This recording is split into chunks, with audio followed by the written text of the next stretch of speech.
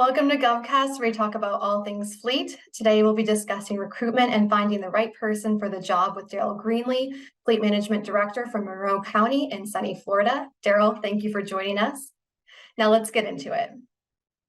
So we know recruiting can be challenging. Can you tell me what your fleet has seen when it comes to filling new positions? Down here in the Monroe County, we have a housing shortage, and the wages are not equating to cost of living. Like the housing market here is just finding a rental is the $2,000 to $4,000 range a month. So we always tell new applicants, if they're not already established in the Keys, to have a look around and get an idea and the housing market and cost of living down here. Because the lower you go in the Keys, the higher the prices of goods are for delivery reasons. So our wages, we keep them pretty competitive to outside or on the mainland. And then we also check with those applicants that can afford to move to our location with the salary we have. A lot of people have to have multiple jobs, like myself. When I came down here, I had to get 3 jobs to get it going, get it started, until my salary creeped up to where now I just have my primary and a part-time gig working on a boat. So I get paid to go fishing, which is cool down here. Can't beat that. People that apply here from other states, but they still need to investigate the cost of living, housing being the main factor. Also, we want to make sure that they have recent activity as a mechanic, because we get people come down here who, because this is the mainland's Caribbean, United States Caribbean, if you will, that you can gain access to by flying and driving, which is rare. People come down here with the illusion that it's going to be the best thing since sliced bread. They don't realize it's a lot of work to live down here. A third of your salary goes to housing down here, which is pretty significant compared to other areas. So what do you see as contributing to fewer people entering these fleet professions? One, the trades aren't promoted as strongly as academia is. College degree carries more weight, opens more doors, they say.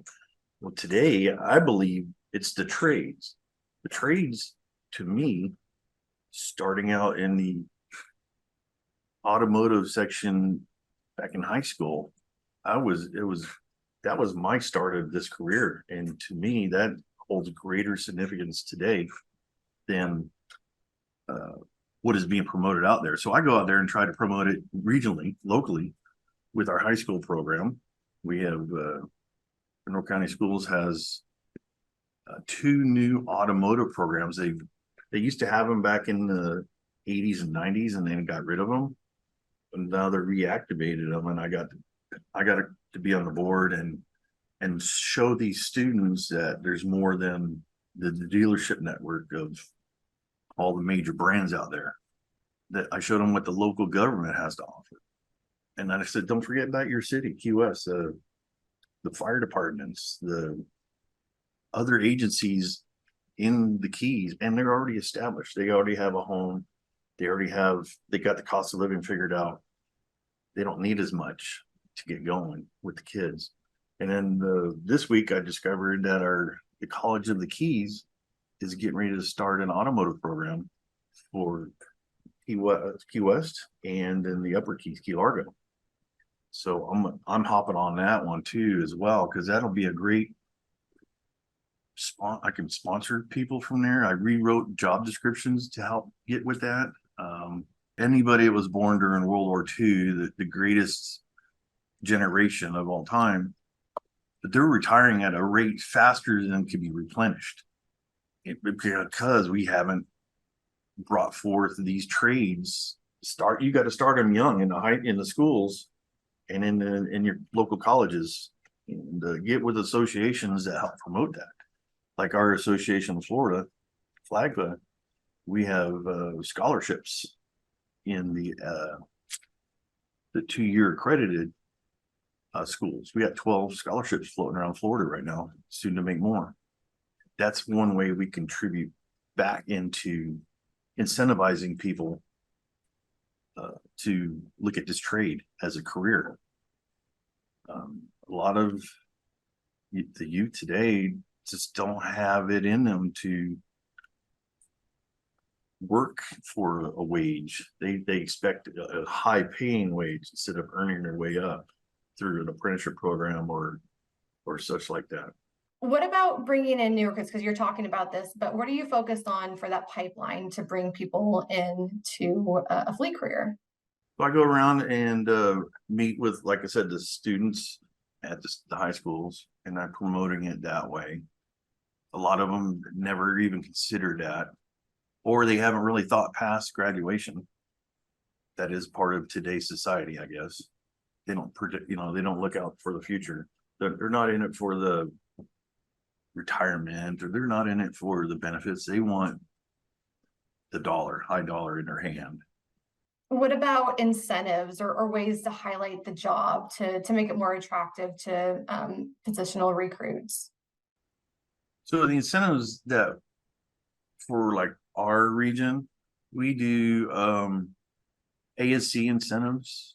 So we promote up to 30 ASCs. That incentivizes their salary, their base salary in addition. We have a flexible schedule. We do 410s. It gives everybody an opportunity during the business week to take care of their personal things they need to attend to, or just a day off, we offer 13 holidays a year, vacation, a lot of vacation right out of the gate, and it accrues, it grows as you grow with the agency. We do a lot of training. We got a lot of free training, computer based and or some hands-on that we have available to us. In addition to all new assets that come into the program, have organized free training with every new piece of equipment, so they're familiar with it, including the operators or drivers. We include them as well, because the Ford Explorer of 2008 is nowhere near what the Ford Explorer of 2023 is.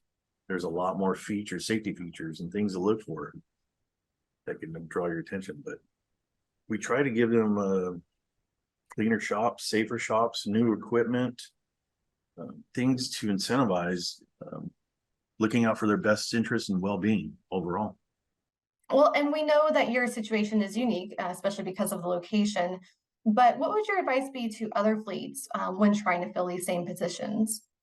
Back when I was a fleet manager at City of Orlando, we utilized different incentives and programs, including ASCs, free training, and working on with that free training. There was like a 3-day training course at another agency, so our team can get certified in areas like EBTs. They become an EBT master, or ASCs, training like that, or CAFMs, the Certified Automotive Fleet Manager programs, or the CPFE. That was more available, especially in Central Florida, than it is down here. It was easier to facilitate training in other government agencies' training rooms or facilities, and we got to grow as a team there, and they got the network with the local mechanics in their region. Here we don't have that luxury, unfortunately. It's City of Key West has their garage, and that's a 4x2 island, and their recruitment is maybe from the 7 Mile Bridge down. That's their area of recruitment, and that's pretty limited pool of candidates. And we have the same, but we find it's easier to hire at the Upper Keys, because those people could be living right there at Homestead or something of that nature and drive down. But definitely in the Central Florida, it's a lot easier to figure out ways to incentivize new employees and recruitment. And we also had to work on an agreement not to hire other agencies' mechanics, but if they left on their own record and they applied with us, that's a different story, but not to recruit one another. So we try to keep our wages competitive with one another and our incentives. So it made it more of a challenging for mechanics moving from one garage to another. Don't forget to ask questions. Ask your mentors or ask your other agencies in your area, what do you recommend? You know, to get to feel what's on the latest market for shopping for a new mechanic or a new applicant. And what do they use? How are they successful? Like I get with my association. Another thing is get with an association. They have some internal advertisement for recruiting as well, and they share job applicants all throughout Florida. You know, this guy needs a job, or we have an open position. Promote it on there. Promote it. Try to get it with your HR and fine tune the job description. Always use your human resources to their fullest ability when you're doing recruitment, because they're the ones that get it out there for you, and they're the ones that advertise it. So you want to have a good rapport with them. Don't try to do it on your own, because it's no longer a single person's game. I can tell you that for sure.